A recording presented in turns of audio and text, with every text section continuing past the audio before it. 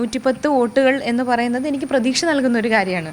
ഒരു 10-25 വർഷമായിട്ടൊരു സംഘടനയെ അടക്കി ഭരിച്ചിരുന്ന ഒരു ലോബിയെ ഒരു പരിധിവരെ തകർക്കാൻ എനിക്ക് സാധിച്ചിട്ടുണ്ട്. അപ്പോൾ 110 എതിർ ശബ്ദങ്ങൾ അവിടെ ഉണ്ടാക്കാൻ എനിക്ക് സാധിച്ചിട്ടുണ്ട്. മൊത്തം 316 മെമ്പേഴ്സാണ് ഉള്ളത്. അതിൽ 260 പേരാണ് ഇന്നലെ വോട്ട് ചെയ്തിരിക്കുന്നത്. അതിൽ തന്നെ 110 വോട്ട് കിട്ടി. പാനൽ എന്ന് പറയുന്നത് ആ പാനലിനകത്ത് തന്നെ 140 വോട്ടുണ്ട്. ആ പാനൽ വോട്ടുകൾ മൊത്തം അവർക്ക് കിട്ടി. പിന്നെ കിട്ടിയത് വളരെ കുറച്ചായിരിക്കുള്ളൂ. പിന്നെ കുറച്ച് മെമ്പേഴ്സിനാണ് അതിൽ കൂടുതൽ കിട്ടിയിട്ടുള്ളൂ. ഞാൻ ഉന്നയിക്കുന്ന വിഷയങ്ങൾ എല്ലാ നിർമ്മാതാക്കൾക്കും വേണ്ടിയിട്ടാണ്. അത് ഒരിക്കലും അസോസിയേഷനെതിരെ അല്ല, ചില വ്യക്തികൾ എടുക്കുന്ന തീരുമാനങ്ങൾക്കെതിരെയാണ്. അത് റോങ് ആയിട്ടുള്ള തീരുമാനങ്ങൾ എടുക്കുമ്പോൾ അത് പ്രത്യേകിച്ച് ഇതുപോലത്തെ ഒരു പാനലിനെയൊക്കെ ജയിപ്പിച്ചു വിടുമ്പോൾ അവിടെ ഒരു എതിർ ശബ്ദമില്ലാതെ പോകും.